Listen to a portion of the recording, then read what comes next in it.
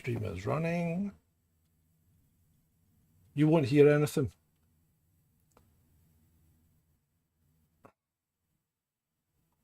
Yep.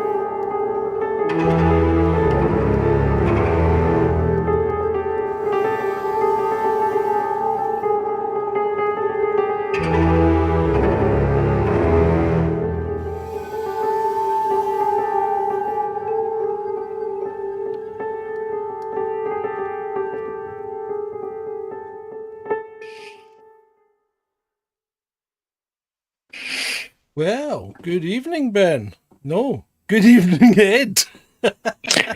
Good evening, John. Oh, there was a faux pas. I thought that was you shouldn't have said anything because I thought you were actually being funny. Yeah. Well, I'm not known for my wit, am I? So yeah, it's good to have you back, Ed. It's been a while, and you've been on your journeys. I know you've been down under the sea. Yes, diving holiday and lots of work, and I promised you this show for ages. And I'm sorry to anyone who was looking forward to it and was let down the last time I cancelled, but I didn't have any choice. And yes, I spent 2 glorious weeks in Egypt diving in the Red Sea, and scuba diving is my happy place. So it's even more fun than being on this podcast with you. Yes, surely not. No, it's pretty much top of my list, and that actually includes sex as well. As far as I'm concerned, diving is better than sex. Good God, man! It's a family show. Well, it's not really a family. I know, show. but it's probably why I'm single, and I can't imagine that there's a huge number of small children. Well, actually, I take that back. No, don't go down that kind of route. Right, everyone. So tonight, Ed's got a treat for us. We're going to investigate Jack the Ripper. Yes, it's an interesting story, and I'm going to take, hopefully, an angle that not very many people have heard about. This particular version of the story was completely new to me when I came across it, and it's a proper rabbit hole. But let's start just with a brief overview for those who, most people are familiar with the story. Maybe not everybody is.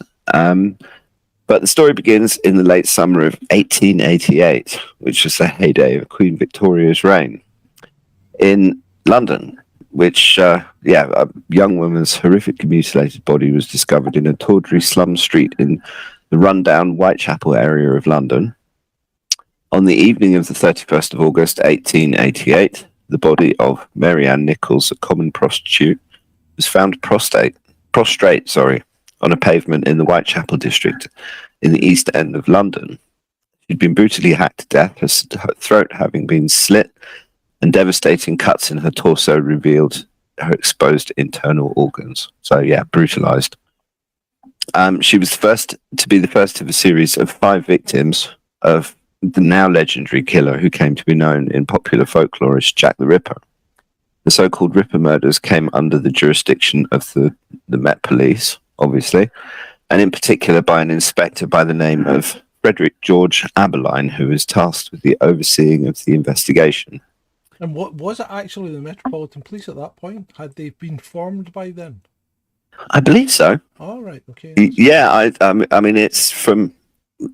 I've always heard the investigation in the context of the Ripper as being carried out by the London Metropolitan Police. Okay. Cool. I mean, they're probably in old Scotland Yard, not new Scotland Yard, obviously, but yeah.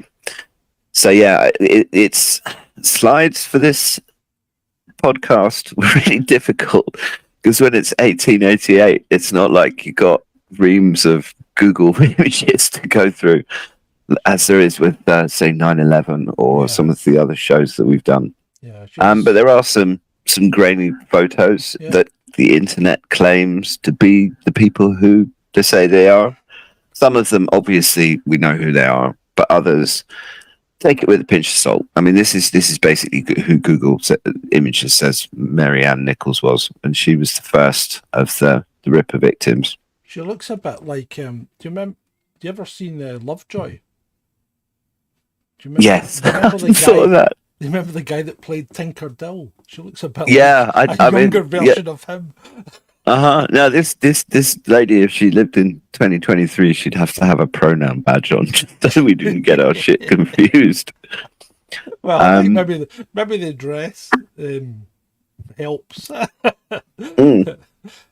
Well, one of the interesting things about the Ripper case is that the diaries of Frederick Aberline, who was the inspector that was tasked with overseeing the investigation, they didn't see the light until 70 years after the unsolved murders, and they'd been in the possession of first the artist Walter Sickert, who was quite a famous painter, and latterly of Joseph Sickert, who's his son. Now, that name Sickert, that's quite important, so remember that one. Okay.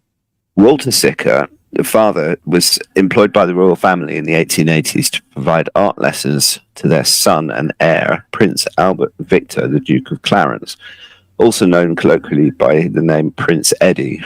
And I will refer to him by that, even though it's a bit weird for me with my name being Ed. And when I was a kid, they used to call me Eddie. So, yeah, just weird. That's one of my things. Anyway, he was the eldest son of Albert Edward, the Prince of Wales, later King Edward VII, and Princess Alexandra, later Queen Alexandra. And I've got some pictures. Where are we? Sorry. Oh, idiot. I put the slides in totally the wrong order. Well, it wouldn't. There we go. It wouldn't be a Chasing Dissent production if there wasn't some kind of technical issues. Well, yeah, it's not so much technical issues as an Ed issue, but I haven't done one of these podcasts for a while, so I'm using that as my excuse and I'm sticking to it. Unfortunately, Prince Eddie was not in the best of health. He'd been born mainly due to centuries of royal inbreeding, partially deaf and of well below average intelligence, and he was thus shunned by the majority of his cold-hearted family. I guess that cold heart kind of runs in their veins, but that's just my personal opinion. It doesn't replicate itself in the modern day, does it? It really doesn't. No, I mean they're all good as gold now. Yeah, they're all super intelligent and don't get shunned by their family. Yeah. Well, there's actually two. Before I keep going, there's two aspects of this story that I found really compelling. Number one is a maxim that I always have researching conspiracy theories, whether it's the Titanic or 9/11 or this, which is not so much who could carry out said act, but who has the power to cover it up. Yeah. And who can control the media, all of the people around him, police investigations, and just direct shit the way they want. And the second thing I've forgotten, but I'll remember it in a minute. Anyway, so Queen Victoria, was a massive supporter of Freemasonry, and all of the royal males of then and now are all Freemasons. And it was also the Saxe-Coburg Gotha family, which are obviously is the name of the royal family rather than Windsor. Yeah, yeah. And they were the one of the they changed the it in groups that 1914. 14. Yeah, no, because Germans, yeah, yeah, but they couldn't let the country know that there was Germans on the throne. They were fighting their cousin, weren't they? The Kaiser. Yeah. Well, they were, and because they were all back then, they were all cousins, and the Russian Tsar, what's his face? What's the Tsar called? Oh God, what was he called? Nicholas Alexander. Anyway, the Russian Tsar, they were all cousins. It's just massively incestuous. Anyway, they were also sponsors of Adam Weishaupt, who was the founder of the Illuminati, which was originally a Freemasonry offshoot in Bavaria. And the most significant lodge we're talking about is the Royal Alpha Lodge in Kensington Palace. That's the rumor, and that's one of the Illuminati lodges. Don't know. Anyway, in 1885, we'll probably do an episode into the Illuminati at some point. We could do an Illuminati rabbit hole. Yeah, because that'd be a good one. There's quite a lot involved there, especially around the Freemasons and the Scottish. Yeah, it'd be interesting to delve into the history of that in a little bit more detail. Anyway, so Prince Eddie was initiated into the Royal Alpha Lodge in 1885, obviously at the behest of his father. And besides his membership of the lodge, he was also a regular customer at a homosexual paedophile brothel in Cleveland Street, London, and indiscreetly instigated a series of explicit love letters with a young boy employed at said establishment. The well-known Satanist is a little side. Aleister Crowley, as a Satanist, I don't know. Some people would say he was.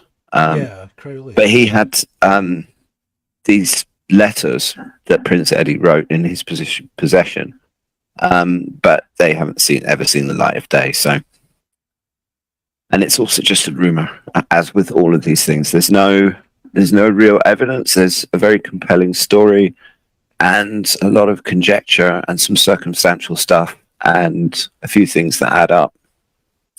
Obviously, it seems pretty much like the day. Well, yeah, but this is also why the story is quite compelling, because we have people who are acting very much in character. Yeah. And obviously these letters and this affair with this child could have become a massive national scandal. But then it got even worse for the powers that be, because they discovered that Eddie had also made a young Catholic commoner girl of Irish descent pregnant by the name of Annie Elizabeth Crook. Oh dear. And I think I've got a picture. No, not that one. I couldn't find any pictures of her. Anyway, he made her pregnant, basically. And so he had one homosexual relationship with a child that he wrote letters to, and one relationship with an Irish Catholic girl. And of the two, the establishment probably would have hated the fact that there was a young Catholic girl, Irish girl involved. Yeah. But as it turned out, he'd also foolishly married her in a clandestine church service. Oh my God. Exactly. So in one fell swoop, he banned himself from ever becoming king, because they're not allowed to marry Catholics, and they're definitely not allowed to marry common Catholics and conceive children out of wedlock. So in 1883, Eddie's mother, Princess Alexandra, had asked the young painter Walter Sickert to introduce Eddie to the artistic and literary life of London. Sickert's studio, where he spent most of his time, was at 15 Cleveland Street near Tottenham Court Road in North London. He duly introduced the teenage prince to many of the area's bohemians, including the theatrical friends he'd made when, for 4 years, he'd been a minor member of the Lyceum Theatre Company. Okay. Sickert also introduced Eddie to one of his models, a pretty Irish Catholic girl, the aforementioned Annie Crook, who lived nearby at 6 Cleveland Street and who worked by day in a local confectioner's or tobacconist shop. Now, I've got a picture of, there's Walter Sickert and one of his paintings, which is a bit weird, but yeah. He's a bit dodgy looking, isn't he? Yeah. Anyway, so Eddie and what's her name? Annie Crook fell for each other and had a child and clandestine marriage. And apparently they had 2 wedding ceremonies, an Anglican one and a Catholic one. But then because of Annie's pregnancy, her employer needed someone to deputise for her during her confinement. Walter Sickert was asked if he knew anyone suitable, and after consulting friends, found a young girl by the name of Mary Jeanette Kelly, Mary Kelly, from Providence Road Night Refuge for Women in Whitechapel. So here we have the first. Well, she was actually the last of the Ripper murders, and it's significant that she was the last. For some months, Mary worked alongside Annie Crook in the shop, and the two became friends. In due course, on the 18th of April 1885, Annie gave birth to Eddie's daughter, Alice Margaret, and when she returned home, her new friend Mary Kelly moved in as the child's nursemaid. Okay. Mary was also working as a prostitute in the evenings to supplement her income, which was probably not very much. Yeah. Are you going to say something? No, just as you do, just as you do. Just and hulk your mutton. Sure. So yeah, obviously the establishment were not at all happy with Prince Eddie in the slightest. Can we call him Prince Eddie? Well, yeah. I mean, it's not. It's just you couldn't make it up. You really couldn't. It's like they say, history does nothing but repeat itself. Well, I think a wise man once said, "History doesn't repeat itself, but it does rhyme." Yeah. In fact, I think we've actually said that before on this very show. It's possible. I can't remember who said that. Anyway, so all of this stuff was threatening to tear the monarchy apart and spark a constitutional crisis of major proportions, so no different. Yep. So, as is always the case, the monarchy set in motion a massive cover-up as part of damage limitation. Annie was kidnapped from the small apartment in Cleveland Street in which she lived, and in which Eddie spent time with her. And at the same time, Eddie was abducted into a carriage headed for Buckingham Palace, where he was instructed in no uncertain terms to stay until further notice. Fortunately, fearing the worst, Annie had already given the child Alice to Walter Sickert for safekeeping shortly before she was taken to Guy's Hospital in London. Now because that child, he eventually falls in love with, marries, and has a child with, and that child is Joseph Sickert. It's a screwy story. It really is. That's like what's his name? The film director. What the hell's his name? Oh God, do you know who I mean? No. Rosemary's Baby and all that. Because he's the one that can't go back to America, but he still gets Oscars. Not Polanski. Not Polanski. The guy, for God's sake, how can I not remember his name? He's a famous film director. They adopted a child and Woody Allen. That's that. Woody Allen. They adopted a child and he ended up marrying her, didn't he? Yeah.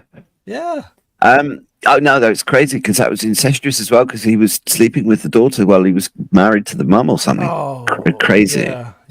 It's crazy. Anyway, the child was given to Walter Sickert. This is a picture of Joseph. Okay. Who's the son. No stranger to a drink, I would say, Joseph. No.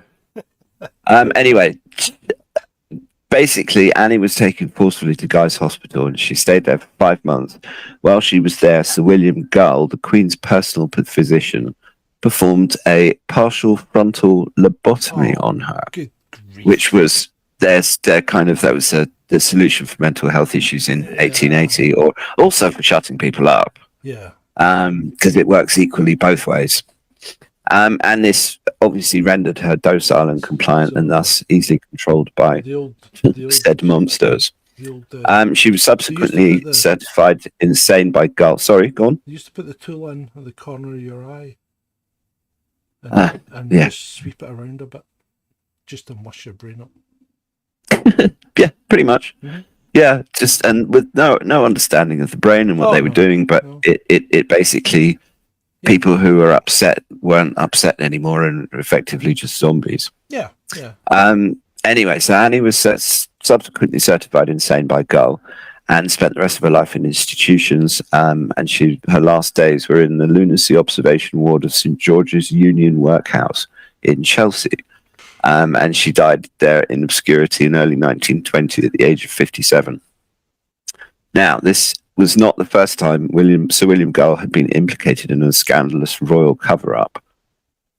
About 20 years before these incidents took place, the Prince of Wales, future King Edward VII, and the father of Prince Eddie had been involved in a series of extramarital affairs, one of which was with the young lady Harriet Mordaunt. And I found that name Mordaunt quite interesting, because that's the same surname as Bill Gates's little minion that we have in Parliament. But I couldn't find a connection. And I mean, obviously, I didn't have time to look into it massively deeply, so there may be some sort of familial connection, but the name stuck out. Anyway, one day, Harriet Mordaunt foolishly confessed to her husband, Sir Charles Mordaunt, that she'd been unfaithful with several men. Why she would do that, I don't know, but there you go. One of whom was Prince of Wales. Sir Charles was absolutely incensed, and he let it be known that he intended to sue for divorce, citing the prince as a co-respondent. The Prince of Wales was rightly nervous about giving evidence in court, as it would bring shame upon the entire royal family and cause an unacceptable scandal. What is it about these people with scandals? It's just, I mean, if people think it's any different now, No, I mean, so nothing's changed in real terms, has it? I mean, no. Basically, we are still driven by our baser lusts. Yeah, pretty much. And they seem to even more so. I don't know, maybe it's because they haven't got as much to do as the rest of us. Mm-hmm. So anyway, at this point, Queen Victoria got involved and essentially interceded to protect the prince's reputation and instructed Sir William Gull to intervene. Gull immediately, in consort with several other doctors, conspired to have the young woman declared insane and locked away in a lunatic asylum, where she spent the last remaining 37 years of her life in abject misery, dying in 1906. They loved chucking people into lunatic asylums. And Sir William Gull ended up dying insane himself, but said it was syphilis. Ultimately, the case was dismissed, saving the prince and the royals from acute embarrassment, and no divorce was granted, not because adultery was unproven, but simply because poor Harriet was declared insane. And for a very long time in England, I'm not sure about Scotland and Wales, but for a long time in England, there's only two reasons that a divorce couldn't be granted. One of which was if one of the partners was in prison, and the other was if they were in an insane asylum. Okay. Right, so now back to the main story. That's just a little bit of background on William Gull. It might all have ended there, but for Mary Kelly's greed. Back in Whitechapel, Mary had befriended 3 other local prostitutes to whom she'd boasted of her royal connections, and in the spring of 1888, the quartet, led by Mary, hatched a plan to demand money from Walter Sickert, him being the one that had introduced. Let me catch up to speed here. So at this point, the child is with Walter Sickert? Yes. Mary was the former nanny, and she's trying to blackmail him for some reason, I assume, here. Yeah? Yep, pretty much. Right, okay. And she'd hatched this plan to demand money from him, threatening to otherwise make the story public. Mm-hmm. But being a rather simple girl, she had not fully comprehended the fact that she was in effect also holding to ransom a group of psychopathic murderers who would literally stop at nothing and had the means to kill with impunity, whilst enjoying the protection of people in high places. Okay. And as a famous detective once said, one of the most dangerous things you can do is try and blackmail someone who's committed murder, or in this case, had someone committed to a freaking insane asylum, which I think is actually worse than murder.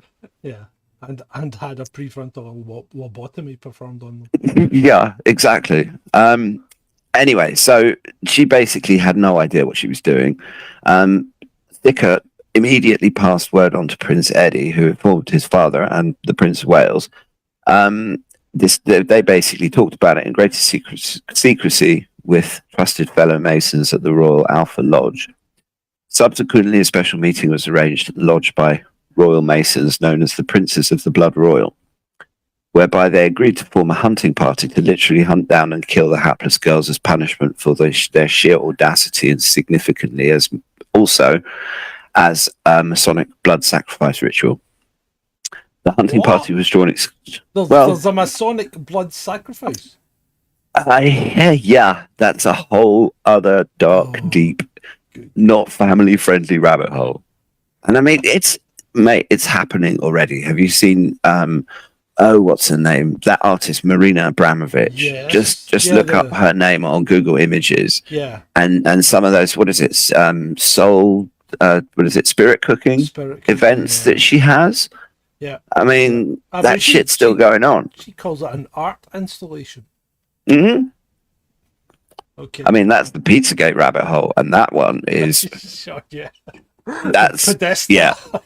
Let's not even go there. We'll get there at one time at some point. Yeah, well, I think we will have to cover that one. Yeah. But that shit is dark, and that one has to come with some sort of goodness. Don't watch this if you've got a weak stomach warning. Right, so in the story as it stands just now, no one's yet been killed. Is that correct? That's correct. This is the build up to why the murders happened. And so, yeah, this Masonic hunting party was drawn exclusively from this Royal Alpha Lodge. Mm-hmm. Yep. And included Sir William Gull and Prince Eddie's former Cambridge tutor, James Kenneth Stephen, J.K. Stephen. Okay. There's this guy. Oh, he's a strange fella. And we'll come back to him in a minute. For him as well. I know he looks a bit Oscar Wilde, and again, I can't verify that Google Images is giving me the right picture because these people are really old and nobody knows what they look like. I suppose. But I didn't, so he could be a bit Stephen Fry-ish, couldn't he? He does. He's a bit Stephen Fry crossed. What's his face? The other one. The one that was. Oh God! I just said his name and I've forgotten it. Who did you say? Goldie or something? No, poet. Oh. Anyway. Yeah. Okay. Yeah. Oscar Wilde. That's the one. That was that. Anyway, so yeah, J.K. Stephen and Sir Charles Warren, who was Commissioner of the Metropolitan Police, which I've got a picture of him as well. Where are we? There we go. And yeah, so if you're going to do something like this, it always helps to have someone in the police. And he didn't actively take a part in the killings, but he did help facilitate the plot and expedite the cover-up, more importantly. And there was a few things that he did that have conspiracy cover-up written all over them. And they're the same sort of modus operandi that you see time and time and time again with these things when you research them. Yeah. Now, the coachman, who's been portrayed in some of the movies and stuff as quite a sinister, evil character with this kind of coachman riding on top of this blacked out coach. And he was the coachman who'd previously betrayed Prince Eddie's indiscretions to the royals, a guy called John Netley. Right. And I think I've got a picture of him. Theoretically, that's him. And again, interesting surname because there's another famous person. When you hear these surnames, it makes you wonder if they're related. Anyway, Warren provided what information he could on where the girls were, obviously using the fact that he was police commissioner. Mm-hmm. And Sir William Gull prepared grapes injected with opium, which would be offered to the victims to subdue them so that the murders could take place with the minimum of fuss and hassle in the coach. It was arranged that John Netley, the coach driver, and a particularly nasty character, was to be the getaway driver and the lookout. And the lookout would be J.K. Stephen, who was also incidentally a cousin of Virginia Woolf and another royal Freemason, a Freemason with royal links, whilst the murders were planned to occur within Gull's carriage away from prying eyes. Now, it should be noted that Aberline's diaries confirm that the modus operandi of it was not one person. and he was very clear about that. And the murders were planned and performed according to Masonic ritual similar to a fox hunt. These facts have obviously never come to light. So who's the ringleader of the murderous gang? None other than the prominent Freemasons, Secretary of State for India, the leader of the House of Commons, and Chancellor of the Exchequer, Lord Randolph Spencer Churchill. Who, yeah. And he's an interesting one because he's connected to both Winston Churchill and, through the family, Spencer, to Princess Diana. And father of the future Prime Minister, obviously. Churchill was not only the brains behind the entire operation, but he was also personally responsible for the cutting of Masonic emblems and symbols into the bodies of the victims, whilst the skilled surgeon's hands of William Gull performed the organ removals. The killings and mutilations were not observed by the police simply because 4 of them weren't done in the street. They were done in the coach. The last one was done in situ, and that was in Mary Kelly's own room. And that's one of the most famous sort of pictures that most people, if they're aware of the Ripper murders, will be aware of that picture that was taken at the time that just looks like someone had taken a freaking chainsaw to her. Yeah. Now, the police must have been aware that the bodies had been moved to where they were found, simply because these sorts of what they'd done would have produced so much blood that it would just been everywhere. Well, I suppose that depends. That depends, doesn't it? Because if you killed the person first before you started the cutting, then they wouldn't. They will bleed, but they won't bleed in the quantity that you would expect from a live person. Because but also blood round, it just has to drain out slowly, and it's already started coagulating. So you don't get as much bleeding as you think once they're dead, allegedly. Yeah, no, that's true, but it's still. I mean, obviously, this is all speculation. Yeah. So now the assassins had then basically they had to find these blackmailers, and thanks to Charles Warren, they essentially just systematically plotted the girls' executions. The whole thing started on the 31st of August with Mary Ann Nichols. So we go back to her, and then continued with the killing of Annie Chapman on the 8th of September. There's Annie Chapman. Oh, she's theoretically a stunner. Yeah, that's another pronouns required one.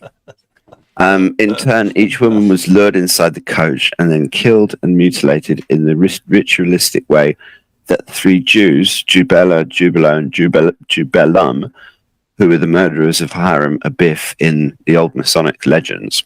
Their throats were cut across, their bodies torn open, their internal organs deftly removed and arranged around the corpses in their final resting places, and the entrails thrown over the left shoulder.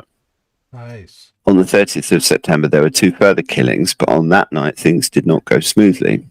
The murderers were dumping that night's first victim, Lizzie Stride, and I couldn't find a picture. Oh, yeah, Elizabeth Stride. They were interrupted and had to abandon her corpse before its ritual mutilation had been completed. Okay. More alarming still, the night's second victim, Catherine Eddowes, was, according to Sicker, almost immediately discovered to have been killed in error. It was learned that poor Catherine had for some time lived with a man called John Kelly and had often used his surname, and so had been wrongly identified by the gang's underworld informants as a blackmailer-in-chief, Mary Kelly. Right, okay. That mistake basically nearly did them in the mistaken belief that this was to be the climactic final episode of the campaign.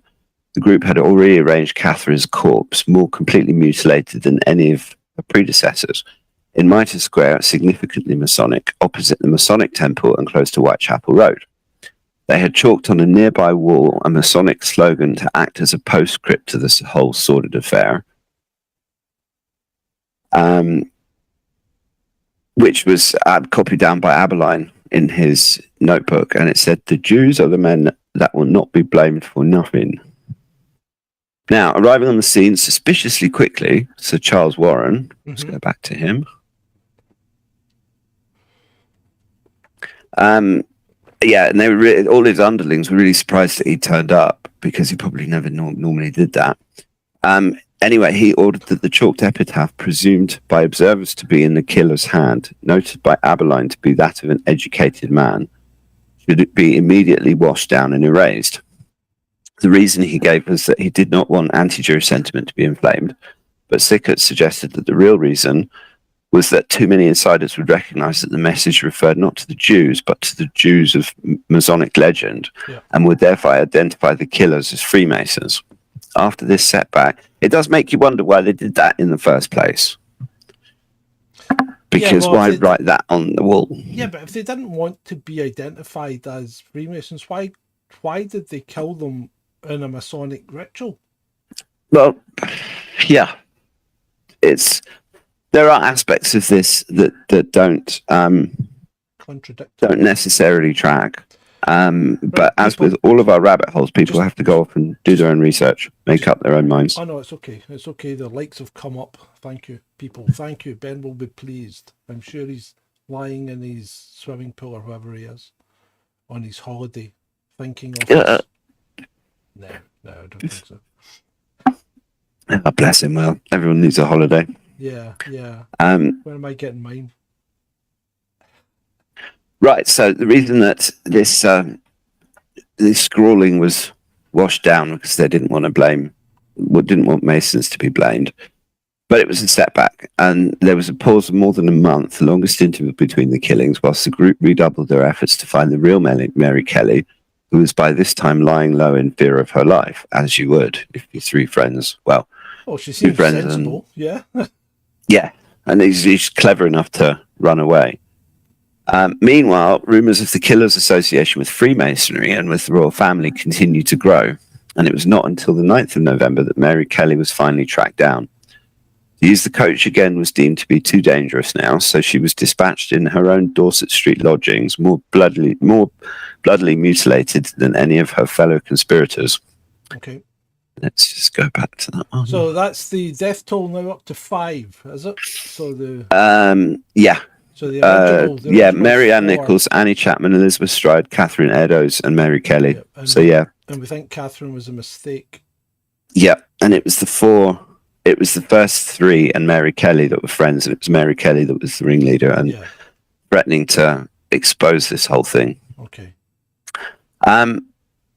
Now so I mean, you can see from the picture. I'm not going to describe again what happened to this. I think there's no point.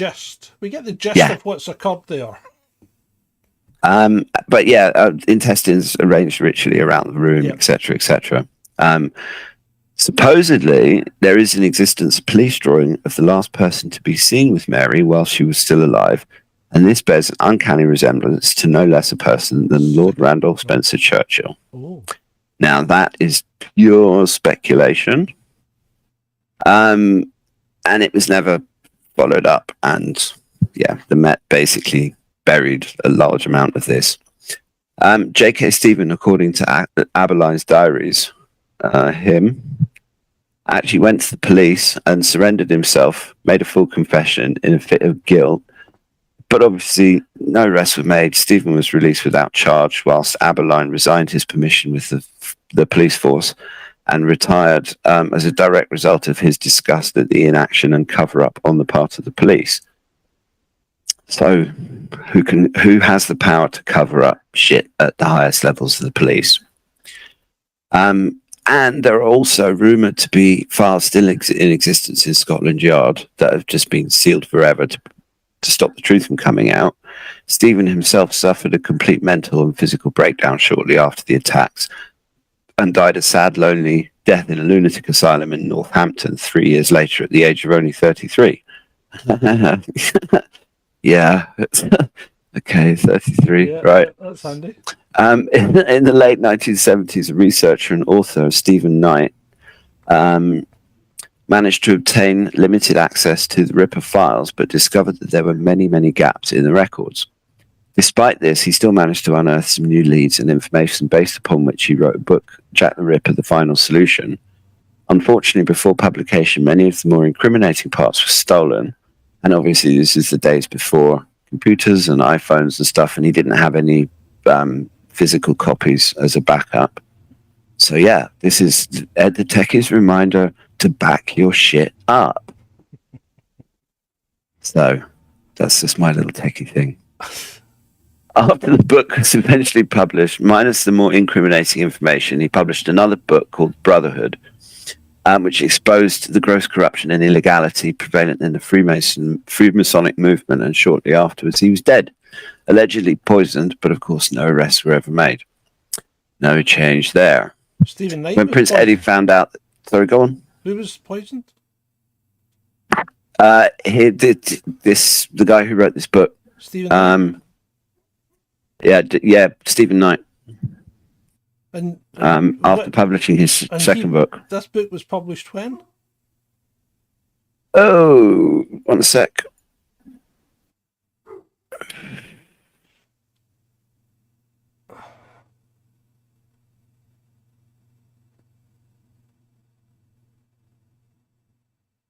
...2004, I believe.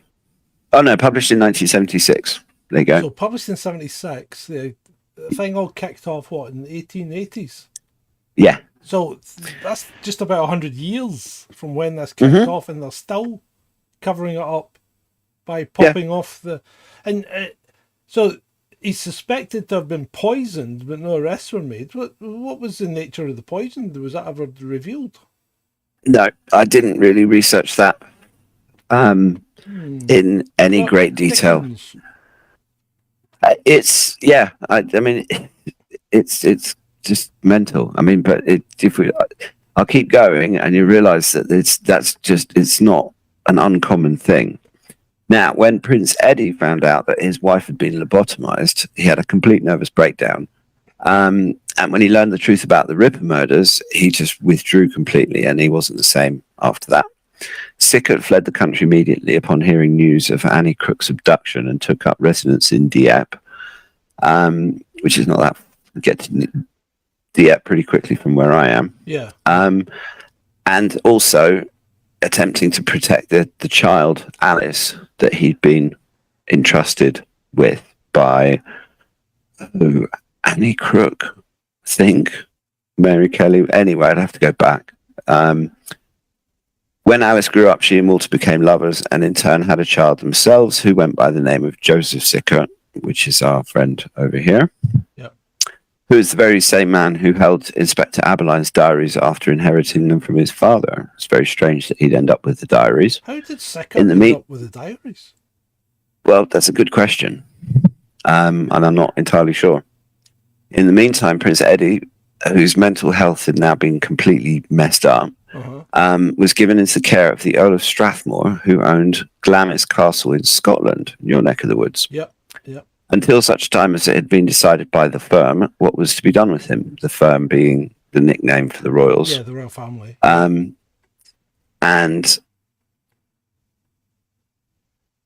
sorry, I've just got someone bugging me. Right, so that was basically where we're at now. So the women are all dead, and the cover-up is now started, and Prince Eddie's been spirited off to Scotland. The royal family then blatantly lied to the world and announced that Eddie had sadly passed away at the age of only 28 on the 14th of January 1892 due to influenza. But of course, Eddie was still alive and being held in Balmoral Castle, having not yet made the final move to to Glamis.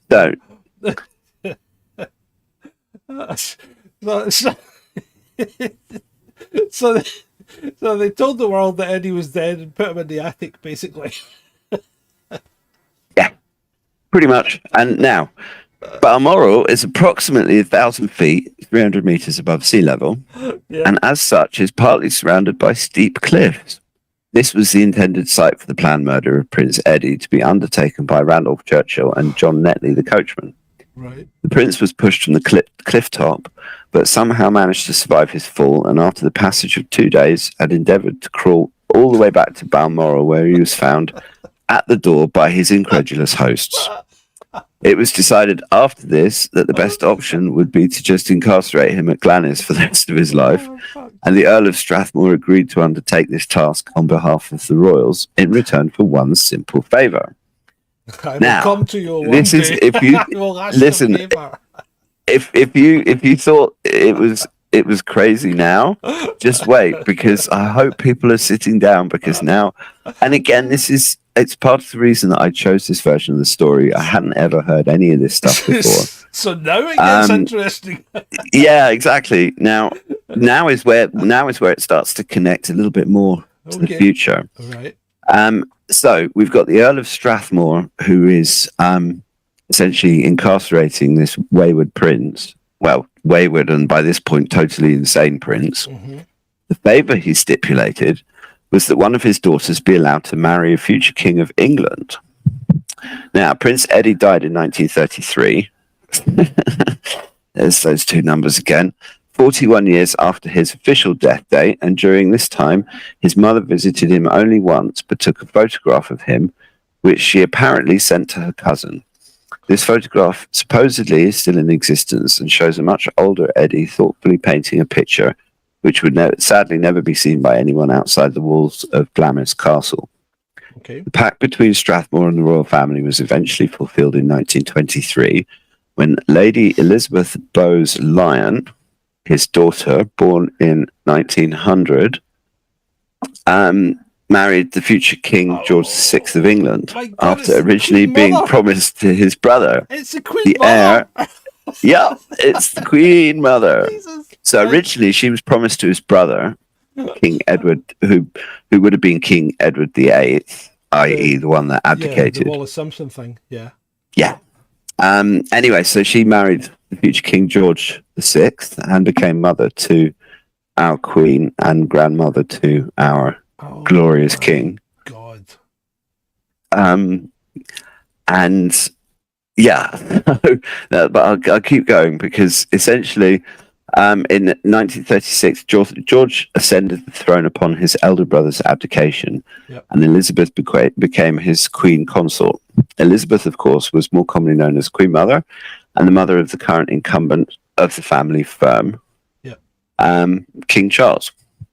She went to her grave in 2002 without ever revealing the secret, and thus the world was never aware of this unholy pact.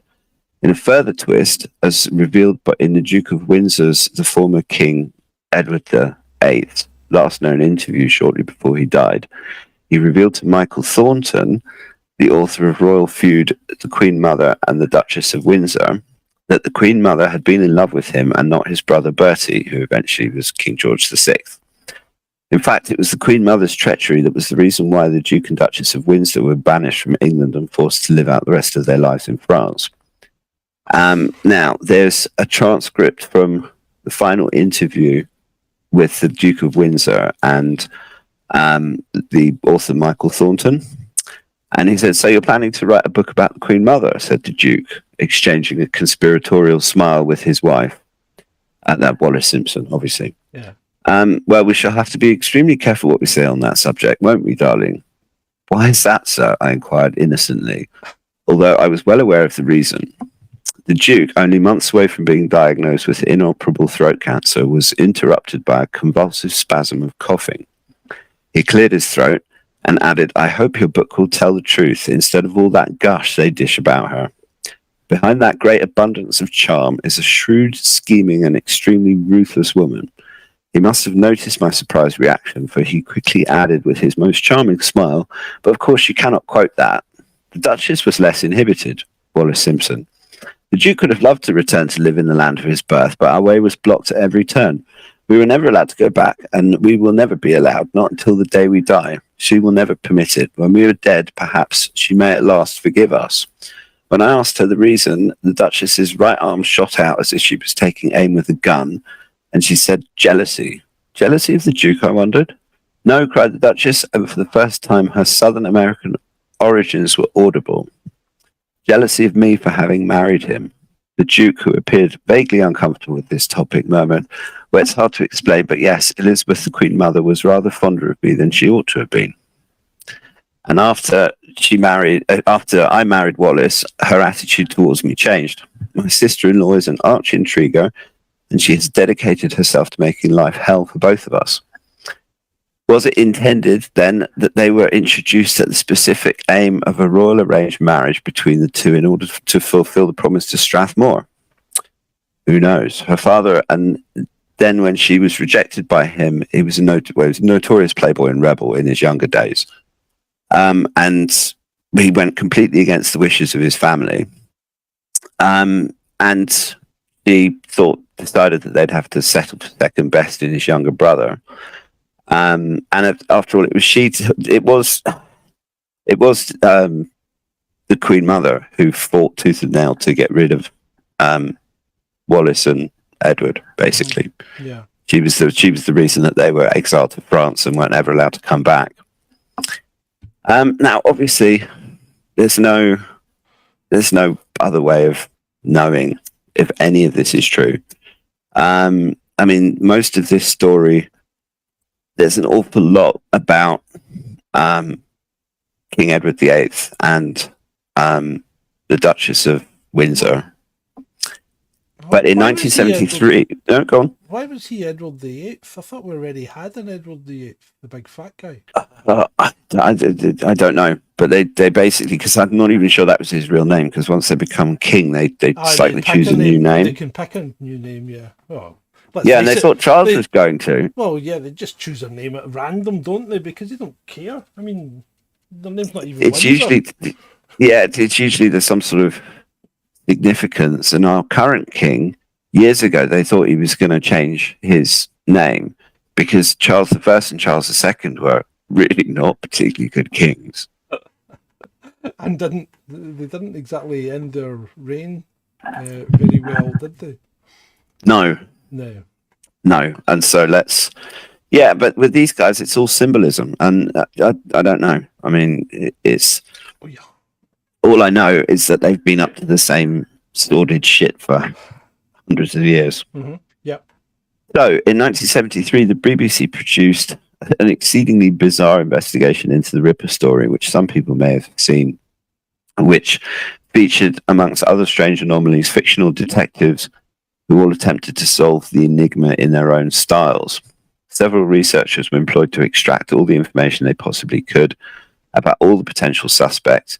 And after speaking with, let me just put some.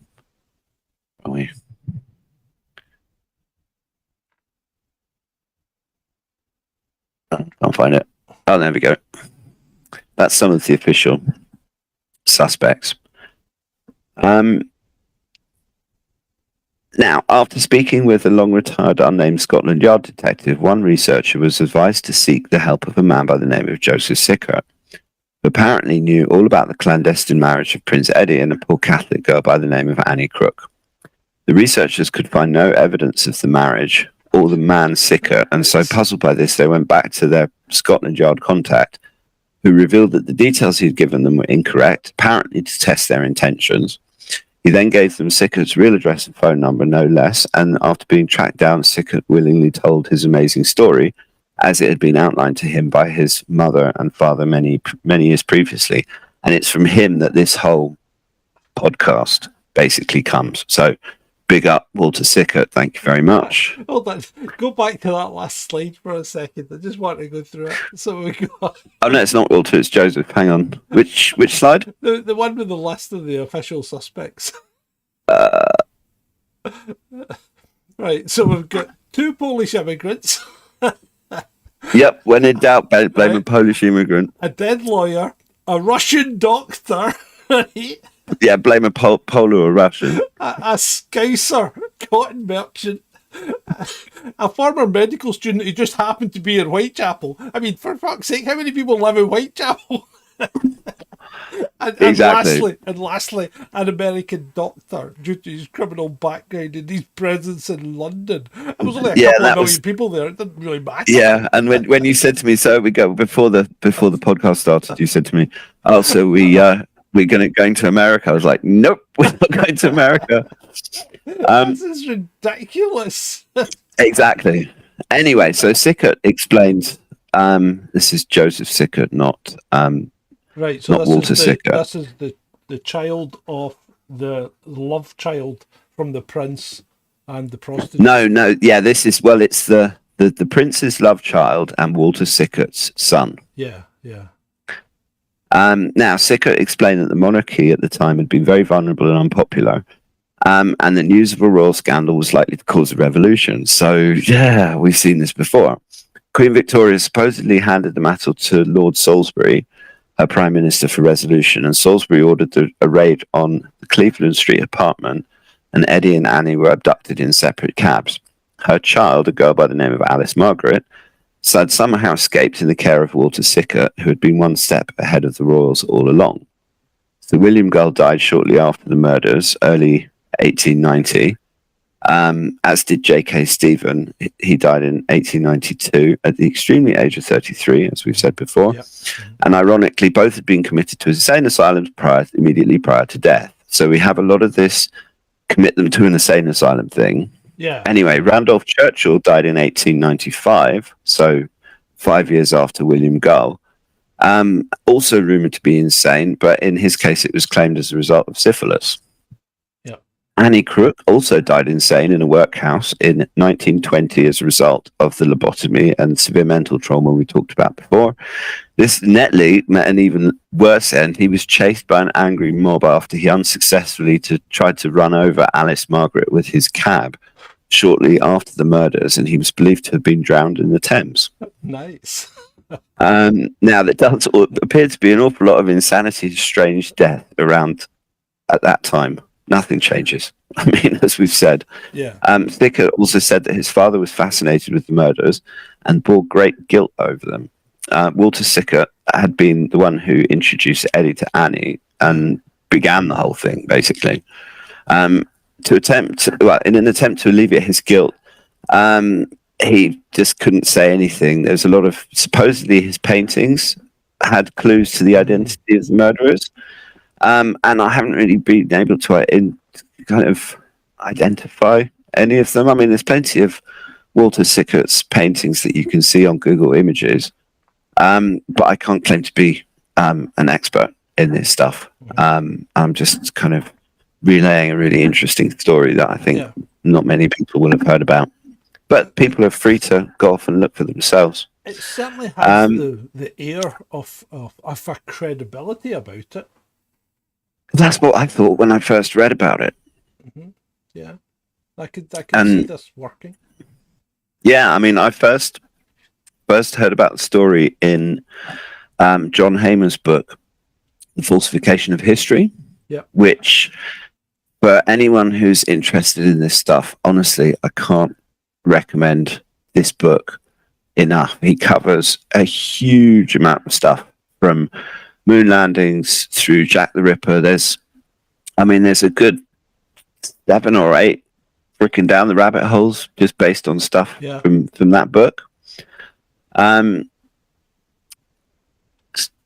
So basically, we've now got the BBC, because all of this stuff was unearthed by these BBC researchers.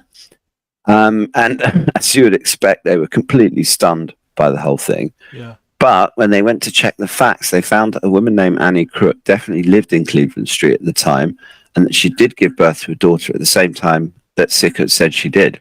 Right. They also believe strongly that this theory was the most feasible one of all of them. And I do too, actually. Mm-hmm. And obviously they incorporated it into their show. When it was screened, the BBC production was really confusing for people because, I mean, there's a lot of cognitive dissonance, especially in the 70s.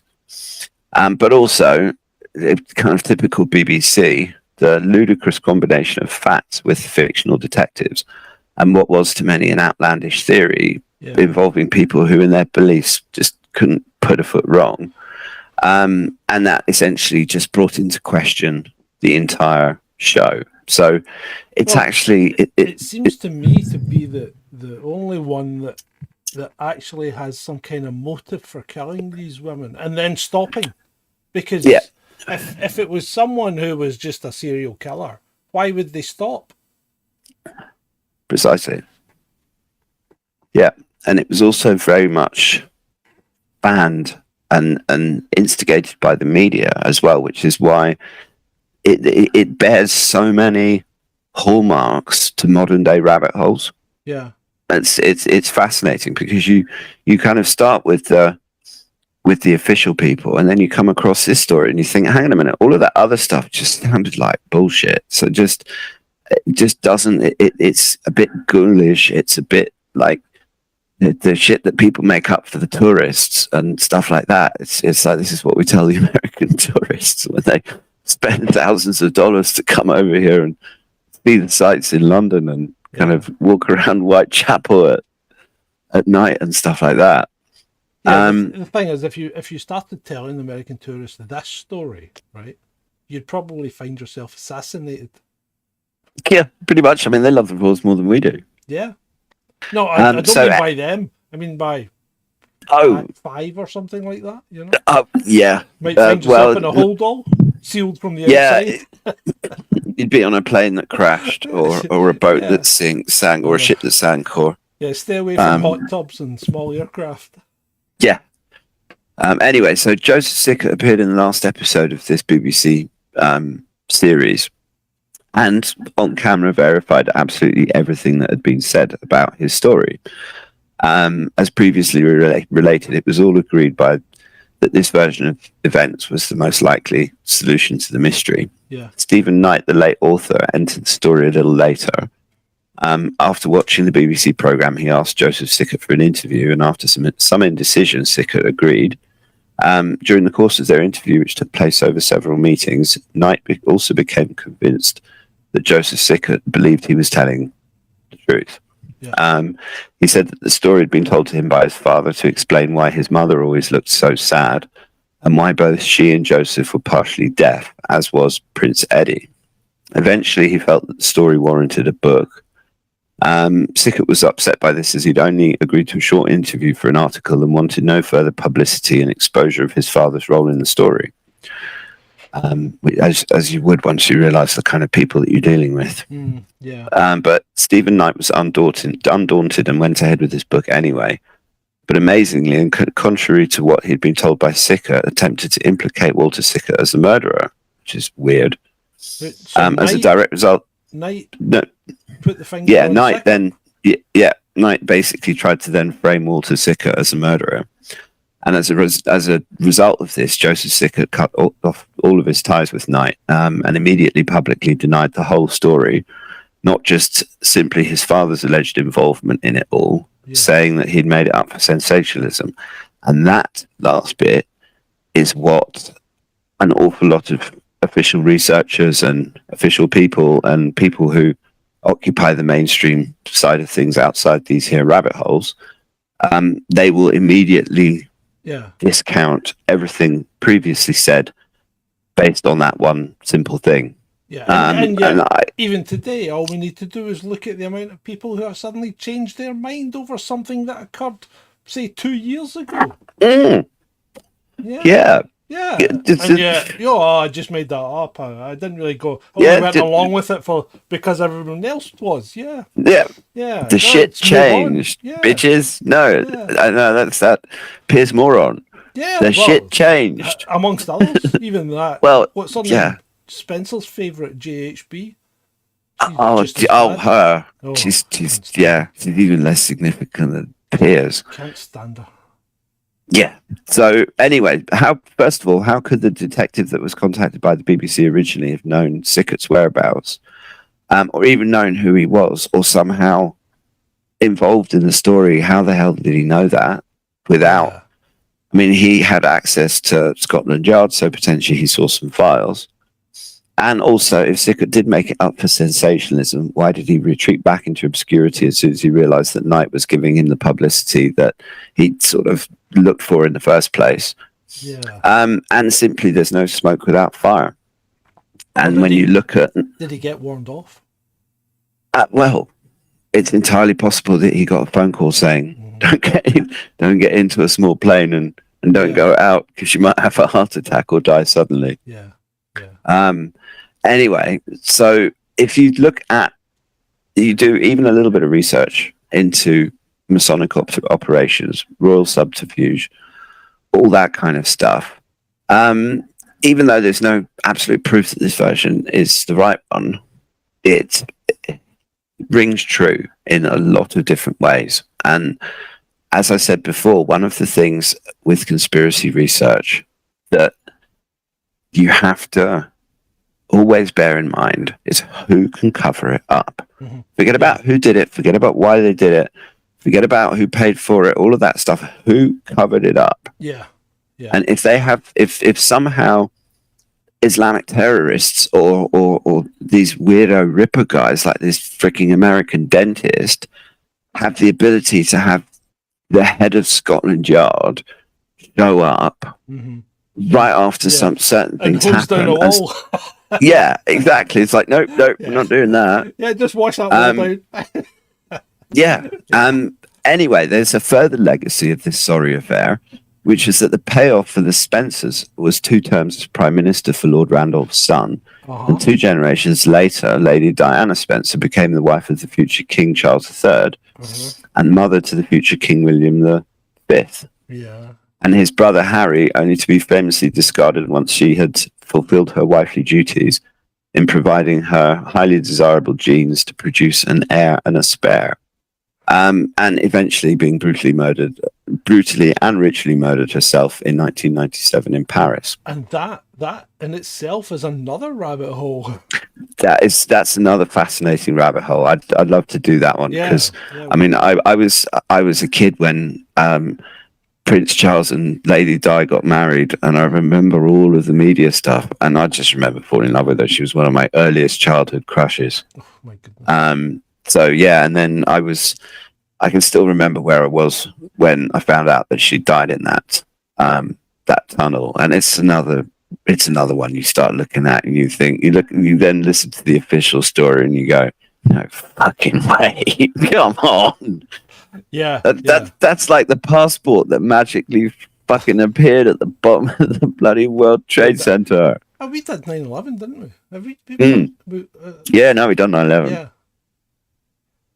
Which, ladies and gentlemen in the audience, you can find on the Chasing Dissent YouTube channel. So if you have enjoyed this podcast, and it's not over yet, we've still got a tiny bit more to go, but we're nearly at the end of the presentation. And yeah, so we have Lady Diana Spencer becoming, producing the king. Yeah.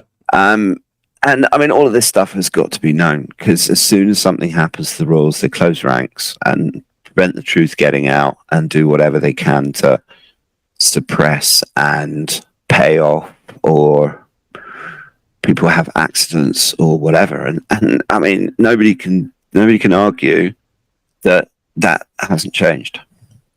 And so it's very difficult to know at the end of the day what the truth is, especially for something that happened in 1880.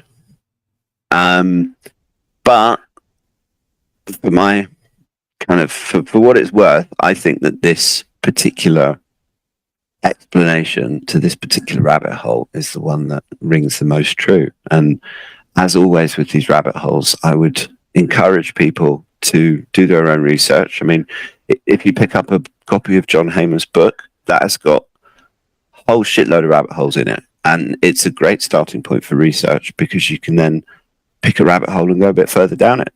Yeah. And if you discover anything interesting, come and find me on Twitter and tell me all about it. Sounds good. So what do you think our next one should be then? I would think we can let the audience choose. I'd be quite interested in doing a Princess Diana one. Yeah. So that would be my vote. What's your vote? Have you thought of something? I was actually thinking of stuff last night, and I came up with something, but I've forgotten what it was. But I quite like the Freemasonry one as well. I quite like that idea. But yeah, I would be happy to. Okay, how about this? What I'll do is, after the show, I will put up a poll on Twitter. Yeah. And I will do choice 1 of Princess Diana and choice 2 of Freemasonry, and we shall let our audience decide. Yeah, why not? Why not indeed? Thank you. And if you've enjoyed this show, remember, people, you can support us at ko-fi.com/Chasing Dissent. You can also support us at patreon.com/Chasing Dissent. and you can buy us a coffee at paypal.me/chasing dis. That's chasing dis, DISS. Other than that, I would. Oh, can I just jump in and say that people can buy me a coffee too if they want to? Or in my case, it's actually Seagull Food, which is buymeacoffee.com/edtechie. And I would urge you to like, share, subscribe, and evangelize our product out there, because we seem to. Oh, I said, oh no, hold on, I didn't. We seem to have picked up an extra 5 subscribers tonight, so that's really good during the show. So excellent for that. And anyone that shares out and gets us more subscribers, good on you, because we're pushing towards that monetization mark at the moment. If you see adverts on YouTube, they're nothing to do with us, because we don't make a penny off of YouTube for these shows. So, anything else, Ed? Not from me. Nope. I'm about talked out for this particular episode. It's been a huge amount of fun, as it always is. No, that was excellent. And very, very thought-provoking, and certainly a story I hadn't heard, and one that certainly makes you think and has a ring of truth about it. I really enjoyed that. Well done, Ed. Good. I'm glad. Yeah. Thank you. Yeah, I like the thought-provoking. It's the stuff that I go for myself. Mm-hmm. And at the end of the day, we don't know if any of this stuff is true or false or whatever, but we have our independent minds, and we have the ability to reason, and we have the ability to absorb information and come to our own conclusions, which is what I suggest everybody out there does. Indeed we do. And with that, I'd like to thank one and all for attending this Down the Rabbit Hole with Ed the Techie. And it's been great. It's been fantastic. And thank you very much for having me, and thank you, audience, for tuning in. And I promise I won't leave it so long until the next one. Good night. Good night, everybody.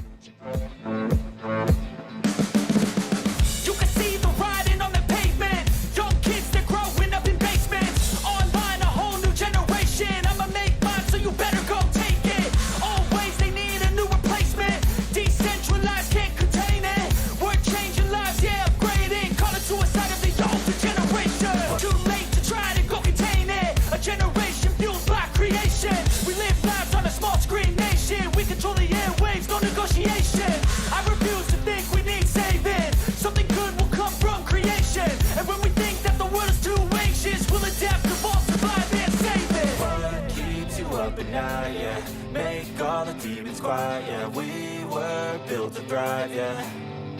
I think that we've all had enough. What keeps you up at night, yeah.